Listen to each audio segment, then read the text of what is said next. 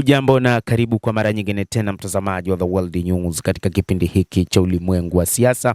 Mimi ni Adam Hussein. Lakini ripoti yetu leo inatazama ndege ndogo za drone kutoka katika kundi la Hezbollah nchini Lebanon ambazo zimekuwa ni tatizo kwa Israel. Israel wanateseka mno kutokana na ndege hizi zisizokuwa na rubani UAV. Hezbollah ya Lebanon imeongoza matumizi yake ya ndege zisizokuwa na rubani za first person FPV kushambulia Israel, ikiwa ni moja ya mifumo inayoongozwa na nyaya za fiber optic ambazo zinaweza kupita mifumo ya hali ya juu ya ulinzi wa anga. Hata hivyo, zaidi ya video 35 zimetolewa na kundi la wanamgambo wa Hezbollah tangu Machi 26. Video hizo zikionyesha mashambulizi dhidi ya wanajeshi wa Israel, magari ya kivita na mifumo ya ulinzi wa anga kusini mwa Lebanon na kaskazini mwa Israel. Wataalamu wa mambo wanasema kwamba jeshi la Israel bado halijaweza kupata suluhu yoyote mwafaka ya kukabiliana na ndege hizo ndogo zisizokuwa na rubani, kwani zinaweza kukwepa kwa urahisi mifumo ya kugundua.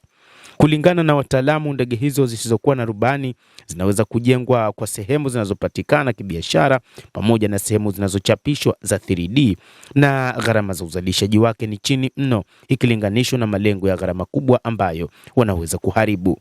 Matumizi ya ndege hizo zisizokuwa na rubani za bei nafuu katika vita vya Urusi na Ukraine imeenea sana na yamebadilisha maisha ya vita vya kisasa vinavyopiganwa. Ingawaje jeshi la Israel halijatoa taarifa kamili ya watu waliopoteza maisha, ripoti za vyombo vya habari vya Israel zinaonyesha kuwa wanajeshi 4 wa Israel na raia mmoja waliuawa na makumi ya wengine wamejeruhiwa katika mashambulizi ya FPV, kwa maana ndege hizi zisizokuwa na rubani. Jeshi la Israel linasema kwamba lilitambua tishio lililoletwa na ndege zisizokuwa na rubani na lilikuwa likiwekeza kwa kiasi kikubwa kuboresha mifumo ya ulinzi wa anga, kuunda mifumo ya tahadhari zaidi na kutoa mafunzo kwa vikosi kuongeza utayari na ufahamu wa tishio hilo. Kwa mujibu wa ripoti ya taasisi ya uchunguzi wa usalama wa taifa, jeshi la Israel pia limekuwa likitumia ndege zisizokuwa na rubani za FPV kwa miaka kadhaa hivi sasa. Wanazitumia kusini mwa Lebanon na dhidi ya Hamas. Wachambuzi wa mambo wa masuala ya kijeshi wanasema kwamba ndege zisizokuwa na rubani za FPV zinaweza kutoonekana kwenye rada na kwamba mamia ya ndege hizo zisizokuwa na rubani ambazo ziko mikononi mwa Hezbollah zimetumika kulemaza magari ya kivita vikiwemo vifaru. Wachambuzi wanaongeza kwamba Hezbollah imekuwa ikitumia ndege hizo zisizokuwa na rubani zaidi dhidi ya shabaha kaskazini mwa Israel kwa miaka mingi, lakini matumizi ya ndege zisizokuwa na rubani zenye mtazamo wa kwanza FPV yako katika kiwango tofauti kabisa. Hata hivyo, imegunduliwa kwamba karibu video 100 za mashambulizi ya ndege zisizokuwa na rubani zimetumwa kwenye channel ya Telegram ya Hezbollah. 35 kati ya hizo zimethibitishwa. Hezbollah haionekani kuwa haijachapisha video au picha zozote za mashambulizi kama hayo kuhusiana na mapigano yaliyoanza Machi 2. Angalau ndege 4 zisizokuwa na rubani zilishambulia kituo cha mpakani cha Israel karibu na Kiryat Shmona. Shambulizi hilo lililenga msururu wa magari ya kijeshi kwa mfululizo. Angalau magari mawili yalionekana yakiwa yameharibiwa vibaya au kuharibiwa kwa namna fulani. Hata hivyo, mashambulizi kama hayo kusini mwa Lebanon, ikiwa ni pamoja na angalau mawili mnamo Aprili 26 katika mji wa Taiba. Video hizo zinaonyesha wanajeshi wakilengwa katika mashambulizi hayo, ikifuatia na shambulizi karibu na helikopta ya jeshi la Israel iliyokuwa imebeba wanajeshi waliojeruhiwa. Vyombo vya habari vya Israel vimeripoti kuwa mwanajeshi mmoja aliuawa na wengine 6 kujeruhiwa katika shambulizi hilo.